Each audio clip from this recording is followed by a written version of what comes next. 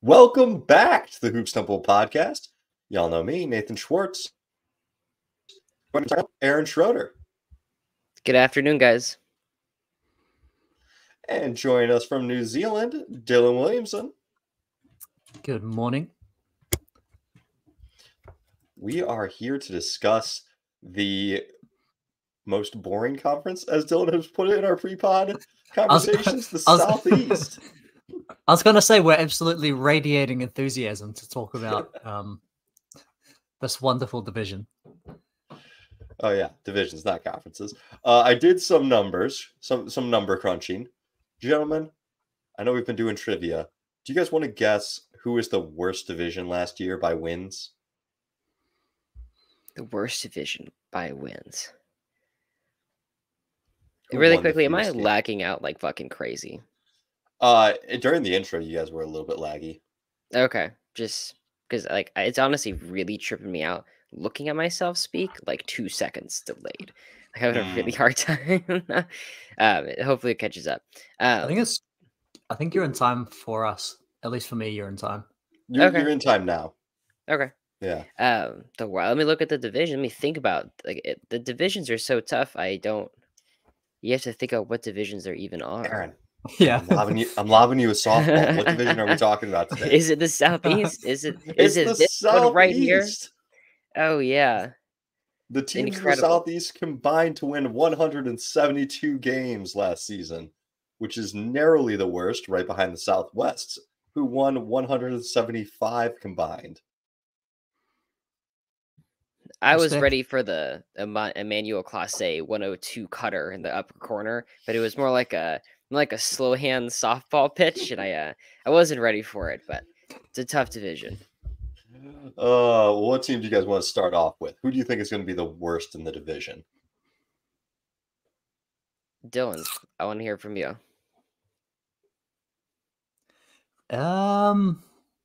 Maybe the team that traded their best player for Jordan Poole. I think it is. I think that's the right call. I don't think we have to search much further. I didn't have by wins, they were by far the worst team in this division. By placements, actually not too bad, but the 23-win Wizards, how's that sound to you guys? Now, when a team tears it down, often I feel like we're ready for them to be a 14-win team, and this is the worst team of all time. But I think Jordan Poole's actually pretty good, and especially like getting Tyus Jones, their backcourt's actually going to be okay, to the point where I don't see them being the worst team of all time, but they'll just be kind of a regular, just a normal bad team. Yeah, they don't have anything as far as depth goes. I was putting together their lineups, and I was like, starters, Daniel Gafford, Kuzma, Denny, Poole, and Tyus Jones. I kind of like that. That's not bad. And then I was like, all right, reserves, Mike Muscala, Koulibaly, Patrick Baldwin Jr., Corey Kispert, Jared Butler. Oh God, that went to shit real fast. And you know what? There are position battles. Mike might not be the backup center. It might be Taj Gibson. Jared Butler might not be the backup point guard. It could be Johnny Davis. Anyone more excited for that? I'm on the edge of my seat. You can't see it because it's chest up, but I am basically on my tippy toes. Now, I with the flattened lottery odds, I have them as the third worst team in the league. I think they're gonna get there. They'll be right there with that. And but I just really do look forward to seeing the pool, this pool season, what it's gonna be like. Is it gonna be 26 points a night on 36% shooting, or is he actually gonna have a little bit of breakout potential? Where are you guys at? Are we out on Poole, or do we think he could show some flashes this year? I think he's gonna show something. He's always been a decent creator when he's been with the starters. And he really benefited from playing with Draymond. And so you wonder where that sort of role might come from on the Wizards. But when he's had good players around him, he's been able to play well. It's when they asked him to run the bench that he was really quite tragic. And what, Nate just listed out the players. The Wizards have decent starters in their starting lineup. And so with the starters, I think he'll be perfectly fine, and he could put up some decent numbers and maybe have a all right offense when he's on the floor. I think there's a really strong chance that him and Kuzma combined to average 50 points a night. I don't think it's going to get you anything. I think these are going to be some pretty empty, meaningless stats. And It'll like get you a Poole top had, 3 lottery pick. yeah, our buddy, Derek was messaging us, and he's like, "Yeah, Kuzma and Poole taking us to the promised land," and we're like, "Playoffs? Question mark? Play in? Question mark?" He's like, "Nah, number 1 lottery pick. Like, we got this." So it's good. It's good to see that Wizards fans are keeping their expectations relatively healthy. I think Poole, will score a lot. His efficiency, I believe, will come down because he's actually a pretty positive true shooting added player, I want to say, last season. That's not going to stick.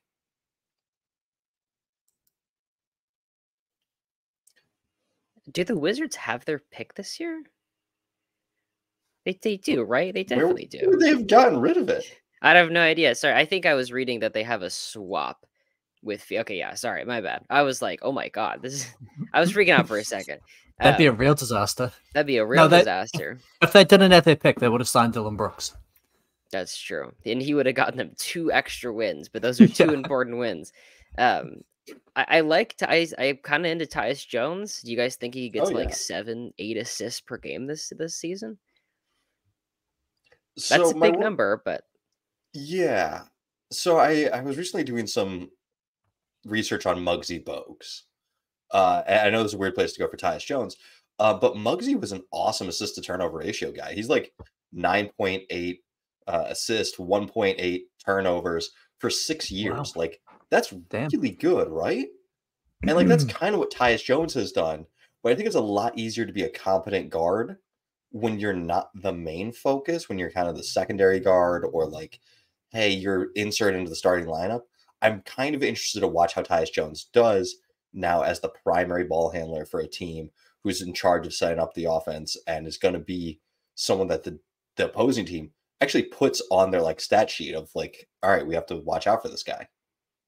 Yeah, and the other thing with Jones is that probably the most important interaction in terms of being a successful like backup sort of, starter in a pinch kind of point guard is that big men can make your life really easy. And he's going from playing with Jaren and Steven Adams and Brandon Clark and Xavier Tillman to, Daniel Gafford and Mike Muscala. And so that might be something that provides a bit more of a difficulty for him. Now, I did come up with a trivia question for these guys, for this team. And since there's only 2 of you, we can actually run this the way Saturday Slam and Jam, the athletic show, does. Would you like to take part in this trivia and we can keep track of points and someone may win and someone may die? I need prizes. I need cash prizes. If it's NBA history stuff, I'm absolutely terrified, but I'll never back down. Let's see it. Lay it on us. All right. Is the first one name a Wizards player from before 2000? Because I'm out. Since the year 2000, the Wizards have drafted in the lottery 11 times. 10 of those players have gone on to play for Washington. The one exception is Devin Harris, who was drafted in 2004, but traded to Dallas on the draft day. What we're going to do is we are going to alternate naming one Wizard that was drafted in the lottery between now and the year of 2000. First one to miss or not be able to name one loses. Gentlemen, okay. I will flip a proverbial coin to see who goes first. I hope I go first because I've got 3, so I'm trying to think. I'm hoping that's more than Aaron. Dylan, heads or tails? Give me head, Nate.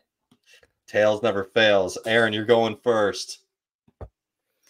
John Wall. First John overall. Wall. That's one of them. Bradley Beal. 2. Back to you, Aaron. This is just lottery? This is the lottery? This is just lottery picks. They took Johnny Davis. Johnny Davis. Yeah. These are some pretty uninspiring lottery picks. Yeah, really. You guys hit the big ones. Otto Porter was like top 5. Yeah, that's good. Otto Porter, number 3. Jeez. Was Nick Young a lottery pick? Nick Young was not a lottery pick. Jeez. Points go to Dylan. Thank God. I said I had when 3 and we was got Nick them. Young taken?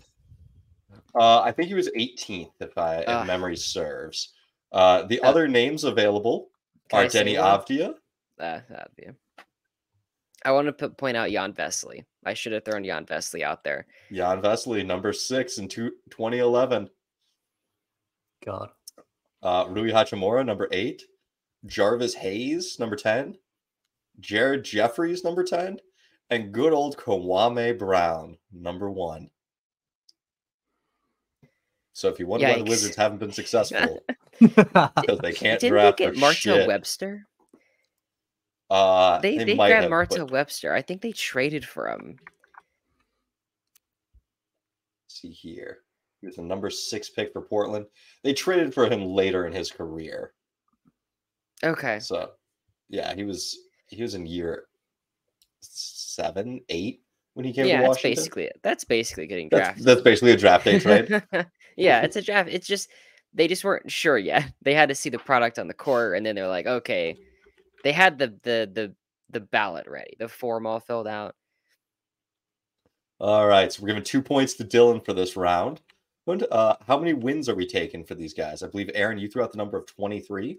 That's correct. Yeah, I had 23.5, so I'll go 24 just to be different. All right. I actually kind of liked this squad. I felt like they could sneak up on people. So I went 26. It's just a little bit higher. But the Vegas odd was 23.5. So we're all right around there. Could I take a second and try to go over the picks that they have? Sure. Just to flesh it out. So they have a swap with Phoenix this year. Why? I have no idea. Do you think that's going to be important? No, I don't think it's going to be important at all. Okay, I'm just going to read this out loud, and you guys tell me in English what this means. Washington has the right to swap its 2024 first-round pick protected for selections 13 to 30 through Phoenix's 2024 first-round pick. Then Memphis has the right to swap its 2024 first-round pick for the less favorable of the Phoenix pick and the Washington pick. Okay, that makes sense in my head. So if they don't swap, then Memphis. If they don't, you just gotta say it out loud. If they don't swap it, then Memphis gets Phoenix's essentially. They can swap it, and then Memphis gets like the worst of the picks. Yeah. Okay. So like Washington could take or swap it, and then Memphis could either take or swap. Like they have the Phoenix's second-round pick this year, their own first next year, Phoenix's second-round pick next year, 2026 their own first, and a swap to Phoenix with 1,000 things on top of it. It's more of that stuff. Their own second in 2026, Chicago's second in 2026, Phoenix's second in 2026, their own first and second in 27. That's basically it. They own a bunch of second-round picks, but I think overall less draft capital than I was anticipating. To get draft capital, you have to trade good players. Which is not something that Washington has done. I mean, then you have to draft good players first, right? And then you have to, okay, so they mess up both those parts. And so when we just ran through the recent lottery picks of Johnny Davis, Denny Avdia, Rui Hachimura. No value there. And that's leaving out Corey Kispert and Troy Brown, who are both 15th. Like, that's the last 5 drafts. Kispert. I really thought about Kispert, but I knew he was 15th. I thought that was going to screw someone up. I thought him or Jan Vesely was going to get you guys. I know my Jan Vesely. He's in 2K16.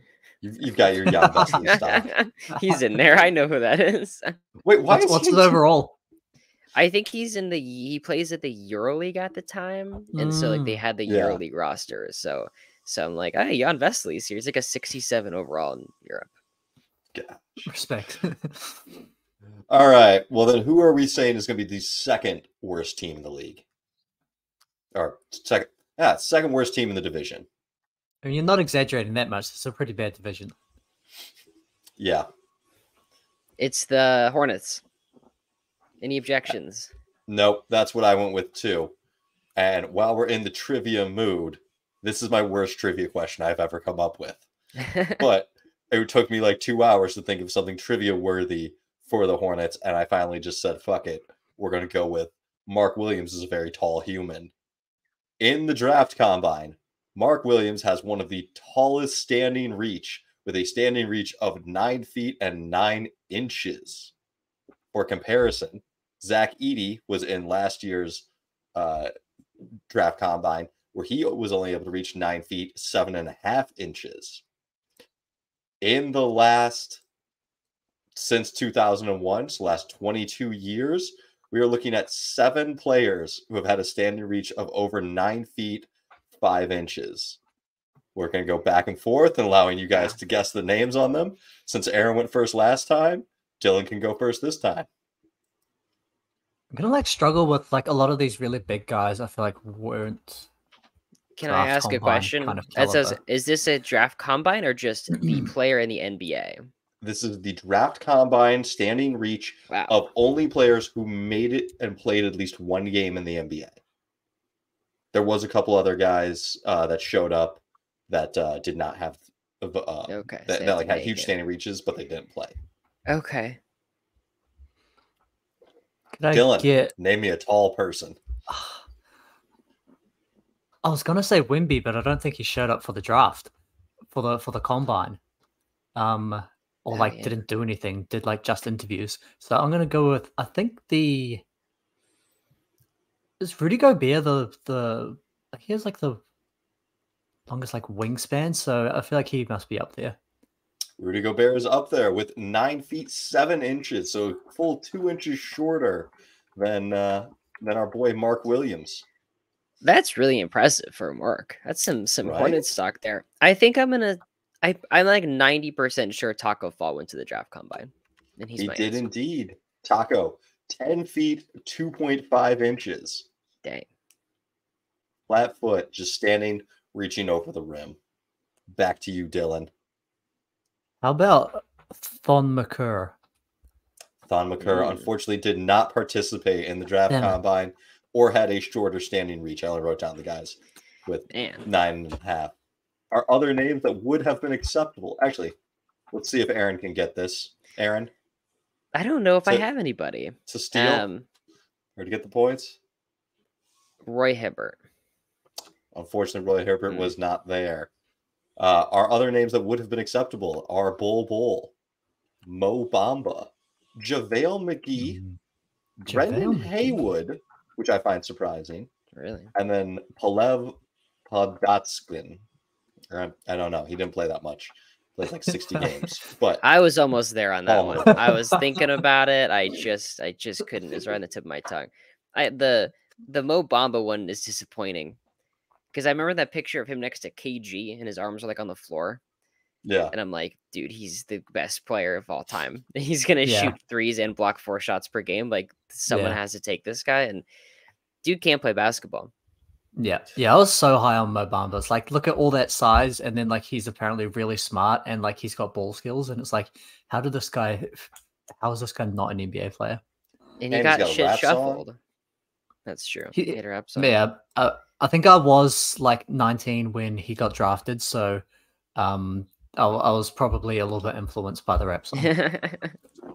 He was a victim of the shit shuffle. He was traded to the Lakers. He's going to be great. Played backup center. Didn't happen. He's gone.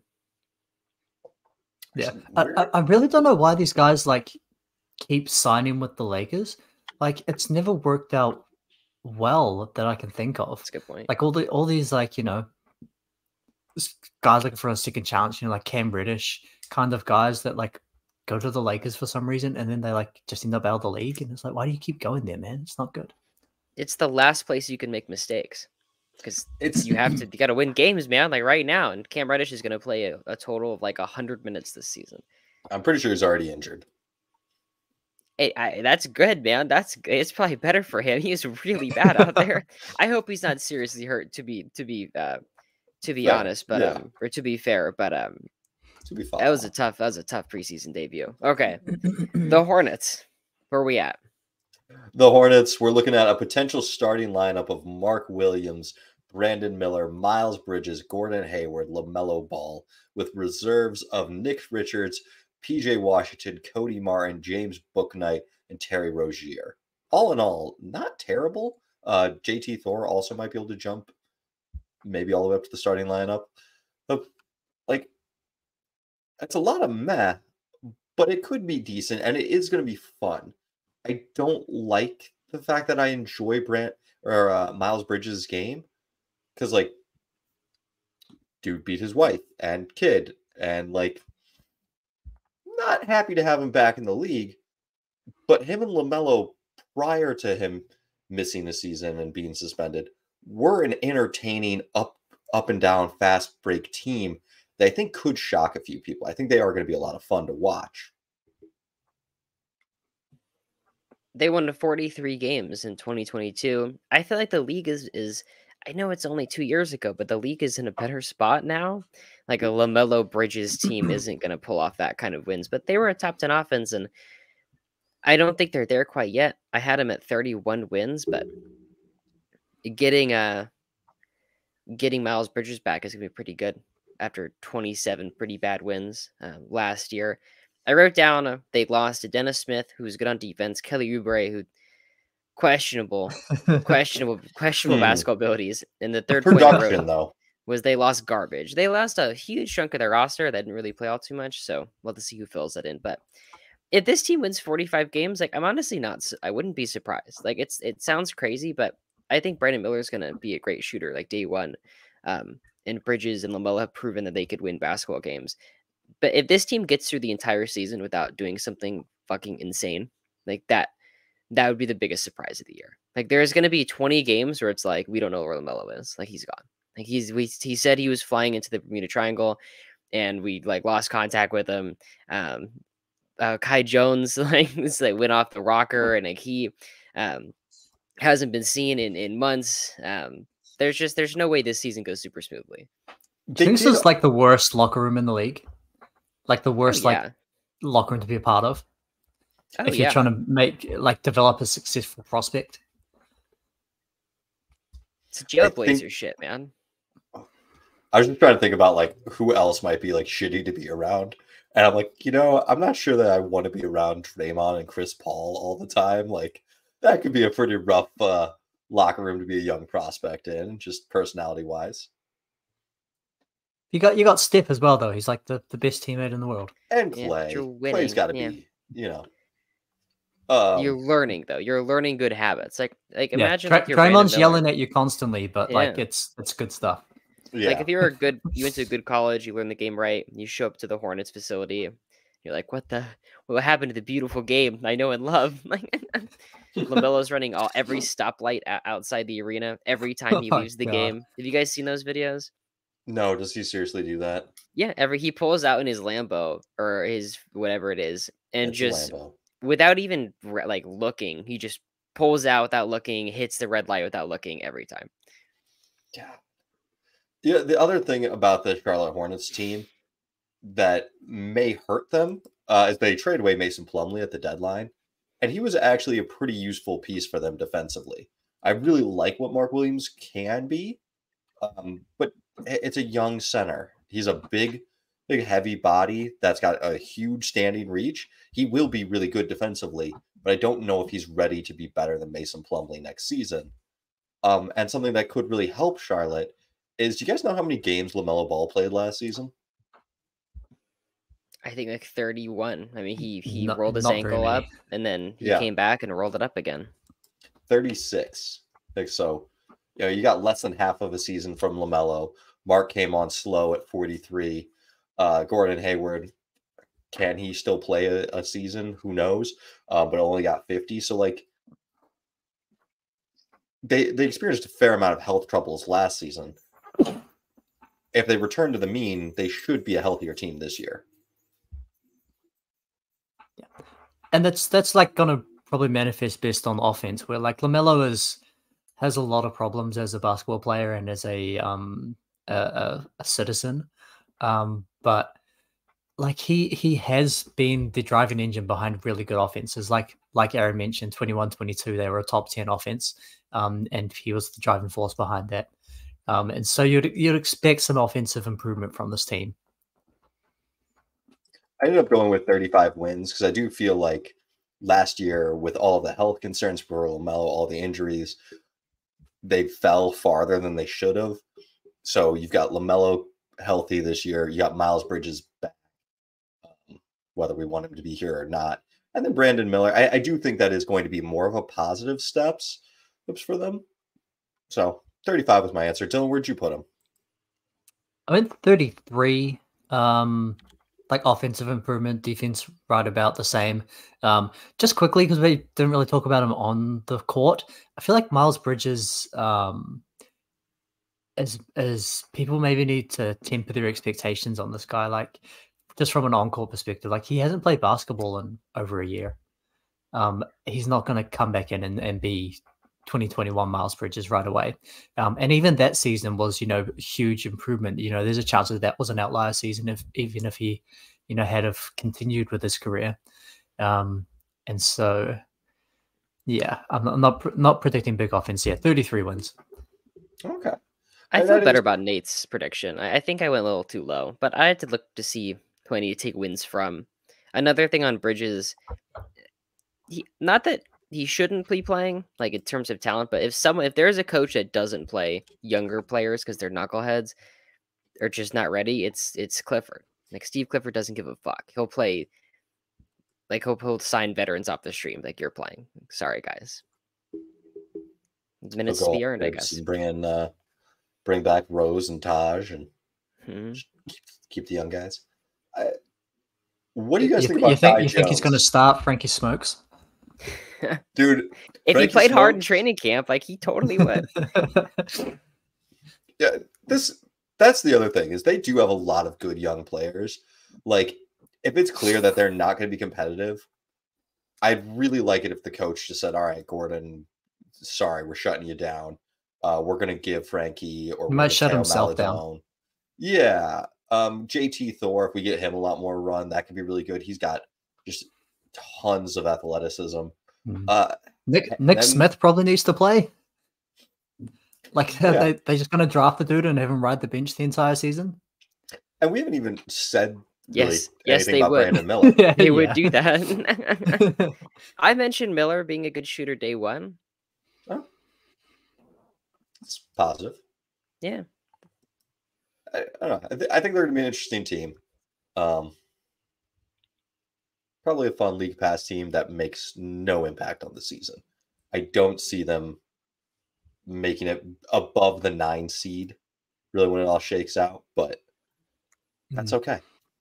I think this is one of those teams that good teams are just like really going to stomp. Like they may be competitive amongst like sort of like your 8 seed and down kind of level, but like really veteran good teams are gonna like just have such an easy game against these guys.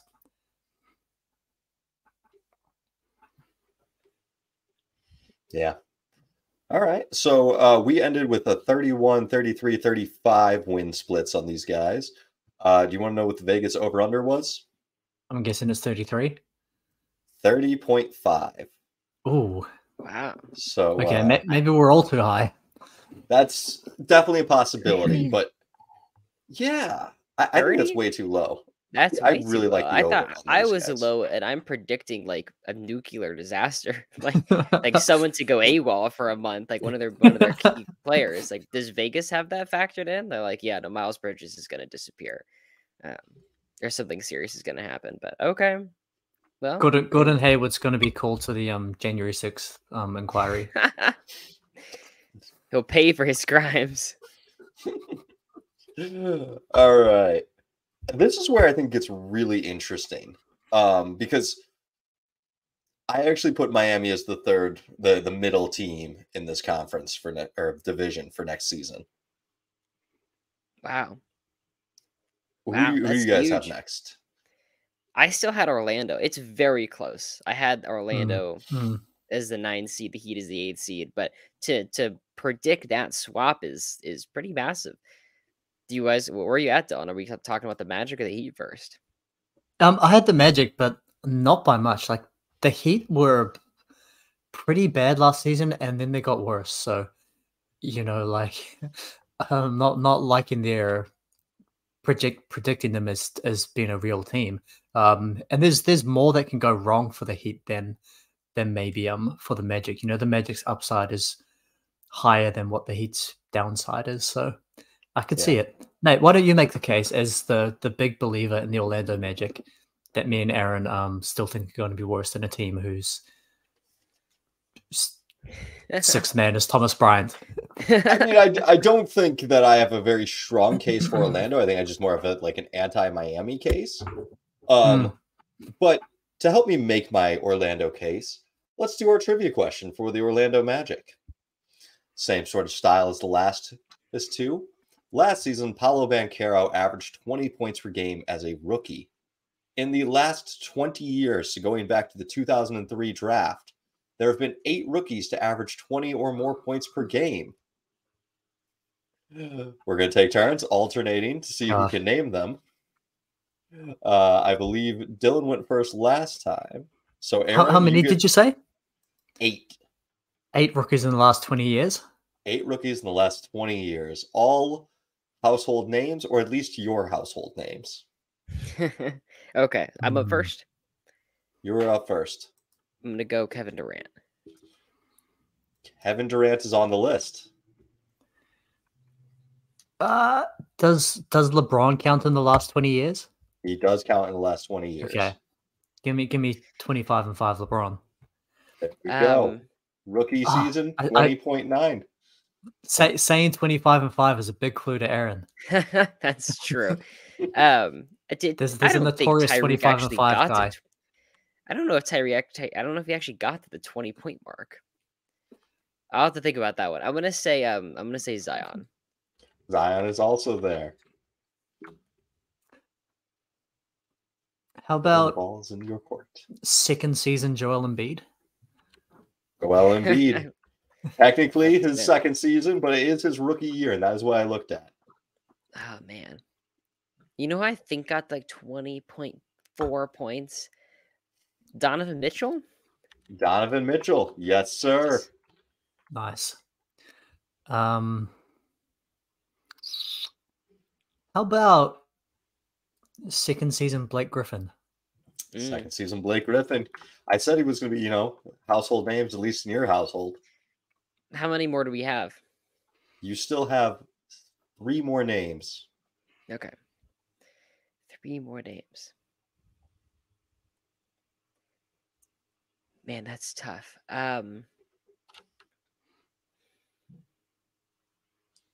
Karl Anthony Towns? That is incorrect. Brutal. Dylan, how many of the remaining 3 names can you give us? I'm pretty sure Tyreek was 25 and 5. He was 20, but he still makes it. I could have sworn it was like 19.8. Yeah. Yeah. No way Kings actually had something good. We rounded that shit up. It was 20.1. I told you these were household names. We rounded down. In your household. I thought it was worse off. Go ahead. Well, who else you got? I should think of even Rookie of the Year winners.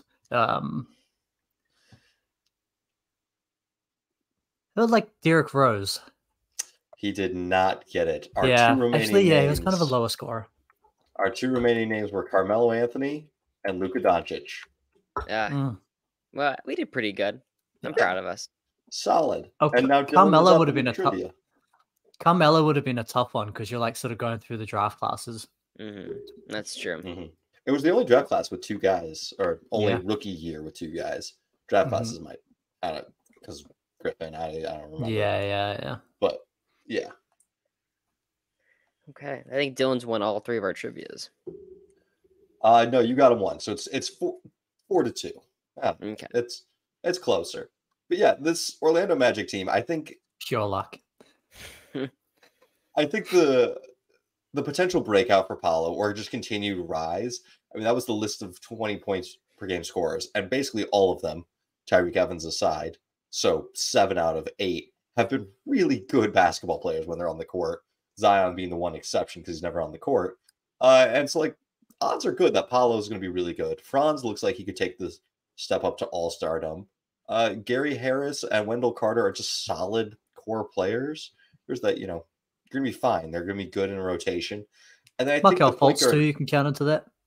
I was going to say, the point guard position between Fultz, Cole Anthony, Jalen Suggs, like you can piecemeal together enough minutes that I think Orlando's going to be fine. I think they're going to be knocking on the play-in door. I have them in there. I have them in the plan. They only lost Bull and Michael Carter Williams. Like their offseason was not that busy. You can kiss those guys goodbye. They gave Joe Ingles too much money for some reason. I don't really understand that one, but good veteran presence, good shooting. Culture. We were just talking about how terrible the Hornets are, and that's true. The Magic I feel like the Magic have pretty good culture, other than their owner, their shitty fucking psychotic owner. I just wasn't ready to say like, oh yeah, they're taking like the playoff step. It's just so tough. They added Anthony Black and Jet Howard in the draft, and I mean, looking at the Heat, I had the Heat at 40 wins, the Magic at 38, 8 seed and 9 seed, and the Heat lost Udonis Haslem, I guess if that counts, Victor Oladipo, Max Strus, Gabe Vincent, Tyler Zeller, Omer Yurtseven, and then they added Thomas Bryant and Josh Richardson. And I wrote down drafted Jaime Jaquez Jr. and a billion undrafted guys. I mean, they have like 8 undrafted players. They did it again, and looking at it, you're like, no way, those guys are good. But there's just a piece of you that wants to reserve judgment because you know how the Heat do it with these guys. Like one of those guys is going to shoot 40% from 3 and play good defense, and you just kind of have to like kind of keep that in mind. But they were a 44-win team last year, like really uninspiring, a bottom 10 net rating. They really sucked on offense. I'd much rather, and I'm super excited for I'd be super excited for Orlando. Like no one's like thrilled about Miami's direction. Yeah, just on vibes, I kind of want to like put Orlando over the Heat, but maybe we're still a little bit early. Yeah. Just a touch with like Bam and Butler, and like they still have those guys. They'll be good on defense. And just trying to think. What was I trying to say? I don't know. I was gonna say, the Heat's expectations this season, the off season, from like we're getting Dame and fuck all of you, to like maybe we'll get. I'm trying to think of the point guard, Malcolm Brogdon. Which maybe we'll get Malcolm Brogdon if we're lucky. And now Brogdon's actually saying that he's happy in Boston. He's like, I don't know what you guys are talking about. Like Portland. I'm just trying to work on Portland. Sorry about that. He's happy in Portland, and he's like, maybe I'll stay here and like mentor these guys. But maybe they can get like Ish Smith or something. Maybe Mario Chalmers can come back. But like it's basically Dame. You just gotta kind of squint your eyes. Their 2 biggest offseason acquisitions are RJ Hampton, who our buddy Pablo Escobar did on a 2-way. Yeah, he made a piece of like, oh yeah, this is like totally the guy that they get and they rehabilitate. It'll be great. Maybe. And then their other big offseason acquisition is Thomas Bryant. Like, I saw what Thomas Bryant was. He could score when LeBron or Westbrook set him up, but he couldn't really do much to create for himself. And then he goes to Denver and falls so far out of the rotation that in the playoffs, they are playing DeAndre Jordan over him. Like, that's not a good sign when your big offseason acquisition isn't playing because they want to play DeAndre Jordan at this point. That's future defensive player of the year candidate Thomas Bryant to you, by the way. The Heat will rehabilitate him. They're going to play him 40 minutes a night. I lied. There is one other good player that they got, and that's Josh Richardson coming back to Miami where he had his most successful years. He could actually be useful for them. Yay. Whoop, whoop. What do you think what do you think the chances are that Bryant by the end of the season is not in the rotation and loses his spot to either Orlando Robinson or Nikola Jovic? High. Incredibly high. I'd be much more excited if it's Nikola Jovic. Just did you guys watch Orlando Robinson in the summer league at all? Because he had one game where he scored 40 points and everyone freaked out. And I was like, oh my God, Miami's doing it again. They're going to find this guy. That was the And- one game I watched, and I was like, "Oh, let's go! I love this guy." Oh God, I walked out of that game with a totally opposite reaction because I watched it and I was like, "Cool, he's just bigger than the guys," and like he didn't do anything to get a lot of those 40 points. It was just like I caught the ball near the basket, and now I'm like 6 inches taller than everyone, so I'm going to score. I'm like, man, you get NBA size, not summer league size, and that goes away. Like, I was really disappointed. Interesting. Just was not feeling the vibe. Let me ask you guys this. Offensively, do you think the Heat or the Magic are going to be the better team? Because I've got them, in my rinky-dink Pythagorean expectations, I've projected them to be about the same on offense. Do you think that sounds about right, or which team do you think is the better offense? It's Orlando. I'd take Yeah, I Orlando think it's in Orlando a second. pretty heavily. Just with Orlando, they were like a bottom 5 offense last year, right? So last year, Orlando, I was pulling this up when you were asking this. Orlando was the 26th team in offensive rating. Miami was the 25th team in offensive rating. And I feel like Orlando with the young players is going to be better. Whereas Miami, there's like a little bit of a jump between those two though. So there's like the bottom 5 are all like right around each other, and there's sort of a jump going into like competent NBA teams. Yeah. But yeah. They relied heavily on a rookie to be their first option. Now, looking at the next season, getting some development from him and from Franz, like it gets pretty exponential. And like, hey, this basketball thing is actually kind of easy. And Paulo's 26 points tonight or something, and he kind of takes that leap.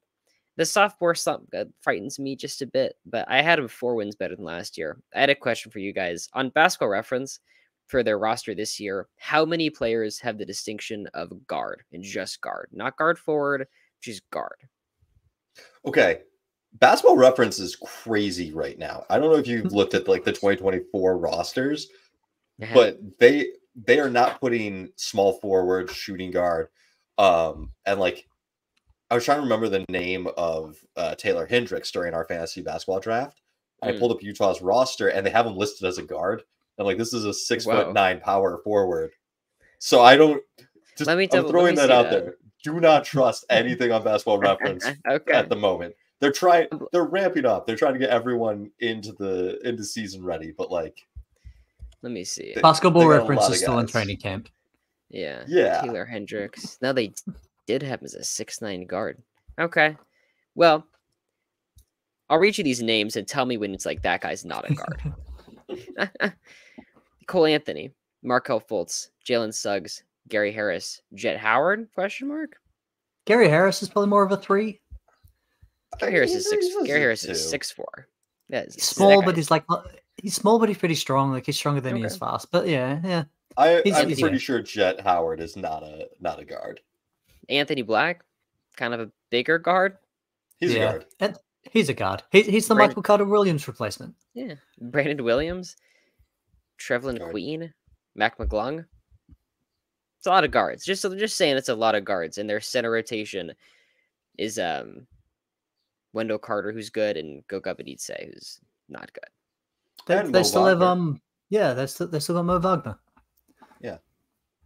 You guys thrilled about it? Best center rotation in the league, or are my concerns still a little valid? They have some shaping to do. They have so many young guards. Let's go get one competent, like some more front court depth, basically. I think it's fine just from the fact of you could also play Paulo at center. You may be able to play Jonathan Isaac at center a little bit, if you can actually play basketball. That's if you're banking on that, Nate. I'm telling you now, it's not happening. Well, all right. So you're gonna play Wendell 32 minutes a night. So we're trying to cobble together the other 16. And if you give 8 of those to Paulo and 8 of them to Mo, I'm not too worried, especially because Mo and Franz together play really well. Like, it's like the fusion rings that you get double powers, and Mo becomes a competent basketball player when he plays with Franz. Also, a lot of University of Michigan guys. We're looking at Mo, DJ Wilson, Caleb Houston, Franz, and Jet Howard. And then poor Gary Harris, being a Spartan, has to deal with 5 U of M knuckleheads. It sounds like we're pretty confused on what Orlando's going to be overall. What did you guys have in win total? I'm at 42. Win-wise? Ooh. 42. Okay. I went 38. I also went 38. Okay. Vegas went 37.5. Man, I'm telling you, man, Vegas should just hire me. I spend like 5 minutes doing these predictions and I'm spot on every time. he's perfect. Dylan is the line. He's the walking line. Well, That makes me, I'd take the over on that. I really would. I feel like it's a. I feel like I'm being kind of like, let's not be too early on this, but they're better than the Raptors. There's a good test that Danny LaRue on Real GM Radio does for his over-under series, which is it easier to see this team go 3 wins over their over-under or 3 wins under? I think, is it easier to see them as a 35-win team or a 41-win team? So here's the thing. What we kind of experienced the last couple of years of doing this is it feels like more teams go over because some teams have the injuries, and then it just becomes a lot more wins to have. So I kind of feel like whenever I feel like the over-under line is spot on, I'm leaning towards, if I had to bet money, I bet the over. Yeah. And we were just talking about their depth as well. Like they can probably withstand, some, reasonable amount of injury. Like if Franz or Paolo miss a lot of time, then they're probably screwed. But, like a couple games here and there for Fultz or Cole Anthony or Gary Harris, like they can withstand that. They've got good depth. And you could lose Fultz for a month and probably be the exact same team because Anthony and Suggs just play more. And I'm not going to tell you that any one of those 3 is so much better. Fultz is the best, but like it's not like we're talking leaps and bounds and we have to replace Ja with someone else. Like, Fultz is out, we replace him with Cole Anthony. We're fine. Where did we land with the Miami Heat? Because I'm predicting the sub 500 40-win season for them. Me too. 40 wins. My numbers came out at 40.7, so it's closer to 41, but it's right there. This is the one where we're pretty far off on Vegas, which I think Vegas was inflating the line with the potential of them getting Damian Lillard. I did grab the line yesterday, but I kind of wonder if it's going to shift down. Right now, the line is 45.5, and this feels like the easiest under out there. Yeah. I mean, it's also probably a little bit of like playoff buzz that like, the bidders are well, this team just made a deep playoff run. Like they're going to be better, but they way overperformed their point differential as well. Like they were basically a 41-win team last year. And they got worse. They lost I already did this. I already read that part. Never mind. Yeah. Go back and edit it when I already said it and put it right here. Lost Gabe Vincent, lost Max Strus. I mean, Caleb Martin came on strong. They lost Victor Oladipo, and I'm not sure where he ended up. Do you guys know where? He's on the Thunder, I think. Yeah, he's on the Thunder. I was just looking at He's waiting to be waived. He's not going to play for them. Nah, he's a veteran presence. Casey Ross, SJ. Hey, this is the year the Thunder make the playoffs. They're going for it. So playoffs. Top six. Top 6. Man. Wow. Oh yeah. Holy shit. This is like the most exciting. You saw what Shea did in the Olympics when his center was Kelly Olynyk. You give him a big man who can shoot and pass like Chet Holmgren, the sky's the fucking limit. The Thunder, they're coming close to 50. If there's one thing you can rely on when you're trying to win 50 games, it's a rookie center. Exactly. Dylan knows what I'm talking about. I love it. Yeah, I can't. I mean, they didn't have a center last year. They started like Jalen Williams, and against like the Nuggets, it's like they don't. Now they have Chet Holmgren, and I mean, honestly, we like go top 6. But the difference in like where I have them in top 6 is like 3 wins. So Usually how it goes. So we'll come back to the Thunder next week, but yeah, there's more exciting things. The #1 team in the Southeast Division. The #1 team, our good old-fashioned. I can move the wrong way because I'm mirrored camera. Atlanta Hawks. Nice. Can I before you give your trivia? Can I give one interesting thing about the Hawks? Sure. Per Cleaning the Glass, they were a perfect net neutral in point differential. They scored and allowed exactly 116.3 points per 100 possessions. This is the most average team in NBA history. Nice. That's fantastic. I actually had just made a video. I think they won 42 games as well. Yeah, no, they came close to split the difference. But I had done I made my graph of every team ever by adjusted offensive and defensive rating, and the most average team. There's a few teams that come close, but I decided it was the 2017 Pacers.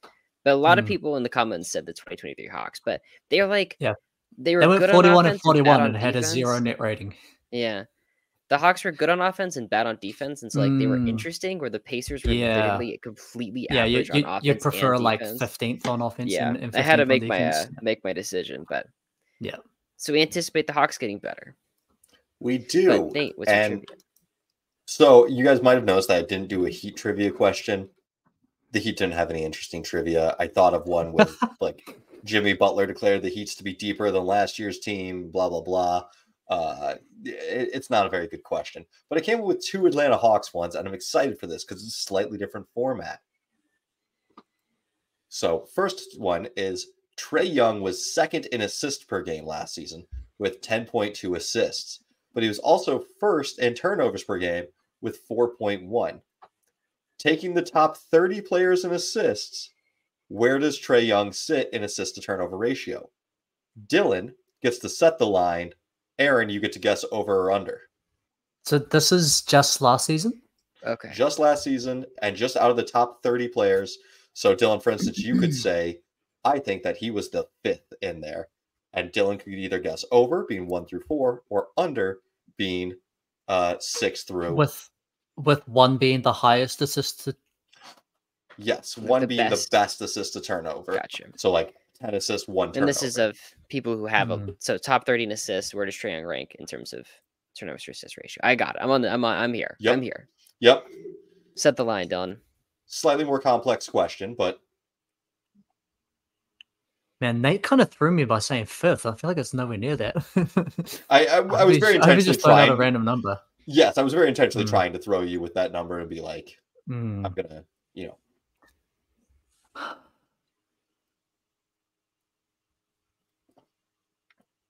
averaging a lot of assists is still going to get you pretty high. So I'm going to say 12. Under. Under is smacking the under. God damn it. He was 16th on the list. That's better than I anticipated, honestly. It is better than I anticipated. And I think that's nice. Because the assists are so high. Yeah. Just it's 3 to 1 is... Yeah, I mean, hey, you've got the top 30 assist players. Yes, he averages a lot of turnovers, but he's about on par with other guys. It's not the best, but it's also not the worst at 16. Do you have who was number 1 and number 30? I unfortunately do not anymore. That's all right. Yeah. Disappointing. But this ties it all up, which means we do get a tiebreaker question here. Oh, God. Same format. But this time, Aaron will get to set the line. All right. Trae Young attempted 6-point-something 3-pointers per game. Out of all players who shot 5 or more 3-pointers per game, of which there are 69, where does Trae Young rank in 3-point percentage last season? So 5 or more threes taken. Yep. There are 69 players. I'm gonna set the line at 48. 48.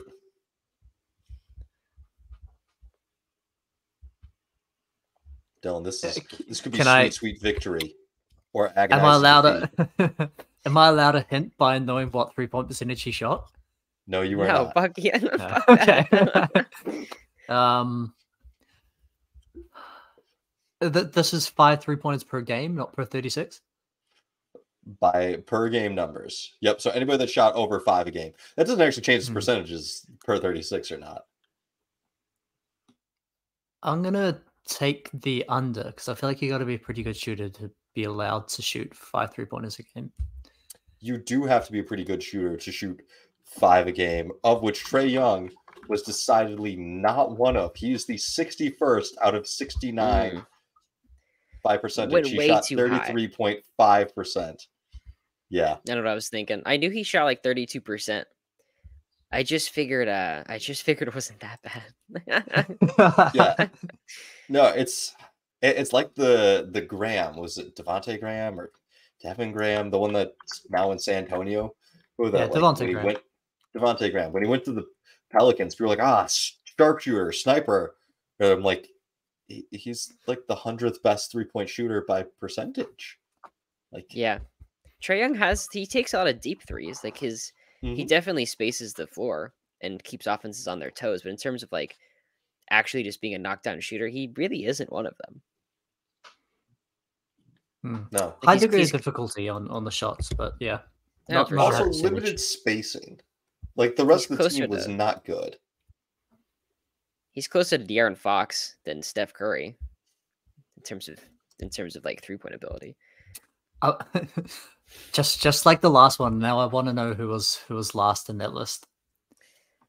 I'm sure I could find that somewhere, but yeah, it wasn't great. It was pretty bad. It's like when I was doing the Southwest, guys that true shooting percentage, Dylan Williams was the 3rd worst of eligible candidates, and the actual worst was Killian Hayes. So yeah, it's not a good list to be on, but I do like a lot of the moves that the Hawks made. I'm interested to kind of see where they go, because they gave up John Collins, which I think is paving the way for either more small ball with Hunter moving to the 4, and then Bay or Griffin getting more minutes, or potentially Bogdan, which I would really like. I feel like he unlocks the offense so much. Or it could just be Jalen Johnson. But I think they still need to figure out what they're going to do at center, Capella or Yaka Kongwu. Dylan, I went through it really quickly. I think I have our answer. I might have glanced over somebody, but at 31% from 3, RJ Barrett, just chucking it at the rim. Nice. I like it. Good shit. Shout out to RJ Barrett. Back on track. I do think a full season of Quinn Snyder, and they have sort of molded this roster more in line with his sort of offensive philosophy that we saw him really succeed with in Utah. Like the Utah roster, which was Rudy Gobert and Donovan Mitchell as your sort of lead guy, and then a bunch of shooting. Like that was consistently like a top 5 offense. And they got rid of John Collins, who has actually I was looking at his shooting numbers just last night, actually, and they're surprisingly better than what you would think every season except last season. But going now more wingy, playing Hunter and Sadiq Bey as your 3 and 4 with 2 guards and a rim running big man. It's now fully into the Quinn Snyder offensive philosophy. I couldn't agree more, Dylan. That's, if I could have said it, that's exactly what I would have said. That is the Quinn Snyder offense, and adding Wesley Matthews and Patty Mills. I think they're a bit older, but those guys knock down 3-pointers, and they're just kind of shaping the roster up to really contend for the playoffs. I have them as a strong 5 seed at 45 wins and be a lot better than last year. Wow, that is a much better than I was expecting. Although I was recently asked about if someone other than Boston or Milwaukee was going to take the 1 seed, like if either of them stumble, who could it be? And I was like, well, I think there is the off case that Atlanta could do it for a similar reason to what Dylan said, of Quinn Snyder now being in charge could really unlock something offensively. And we've seen Trae be an offensive juggernaut. We've seen them snap the ball around a lot better when Bogdan is out there. And like DeJounte Murray, those weren't empty stats in San Antonio. We haven't seen them as much in Atlanta, but like there's a potential that you could have a really strong offense with them, and then Clint Capella just rolling to the rim. Yeah, post trade deadline, they were top 5 in offense. What did you put them at for your Pythagorean win expectations, or where did you put them on offensive and defensive ratings? So a slight improvement on offense, around the same on defense. Came out at 43 wins. This division's awful. Yeah. You tell me, Dylan, you had every single team 43 wins and under. Yeah, like I was saying, I'm taking all these high win totals on every we did the Pacific and the worst team was 44 wins, and I'm like, man, like these teams have to be beating someone. Every team can't be above 500, and here we go. This is where all the losses are. I mean, so I went with 44 wins. Sounds like Dylan, you went 43, and Aaron, you went 45. Yeah. Mm-hmm. So our sum total is 181 wins. So that's our sum total average across all 5 teams, which is actually a 9-win improvement from where they were last season. They underachieved what we've just predicted them to do. Wow. I mean, that makes sense because Orlando's going to get better. The Hornets definitely will get better with LaMelo returning. You really have like the Wizards kind of having the floor fall out, and then the Heat will probably be about as good. So yeah, we predicted an 11-win drop for the Wizards. They were 35 last year. We're predicting 24. So that's a sizable drop. That still the individual division ends up 9 games better. That's surprising. Southeast on the rise. To a playoff team. Yeah, I had the Hawks as I liked the Hawks better than the Pacers, and I think I had the Sixers at 44 wins. I ended up like gutting them. I had them heading into it pretty good, but I don't love the team or the vibes. And when your second best player is like actively demanding a trade, I'm like, that's negative. -5 wins. Like, just that's not going to work out well. I remember Fat James Harden. I remember his large pregame meals he had in Houston. I liked Atlanta more. And I looking at like when they was saying earlier about a team that could snag the 1 seed if something disastrous happens to the Bucks and the Celtics. I'd pick the Cavs first, but I think the Knicks are going to be really good, but I don't see that like the Knicks are a 55-win team. Like, where'd that come from? But Atlanta does have that kind of talent. The one place that could come from for the Knicks is that they won't rest players ever. Like, they will drive those players into the ground. They will Tibbs this shit up. So maybe they could get up there. Yeah. Yep. Atlanta was the team that I was way too high on last year because I was predicting elite offense and like decent defense. And like maybe this is the year that happens a little bit more. Last season they were perfectly average on both ends, which was disappointing. But if they could get closer to like top 10, maybe even knocking on top 5 offense with a full season of Quinn Snyder and a starting lineup that makes a lot more sense offensively, and if they can hold that defensive rating, then this could be a team that can really get up there. Especially if Trae Young's going to hit more than 30% of his threes. Here's to hoping to that. That's so, gentlemen. Cheers. I did go back and I checked who was actually the top of the assist to turnover ratios. Do you guys want to venture a guess at the top 3? Is the count of Monty Assisto? That's fucking... Is he up there? Did he qualify? I don't think he qualified. Okay. To be honest. Okay. Tyus Jones. Oh, CP3.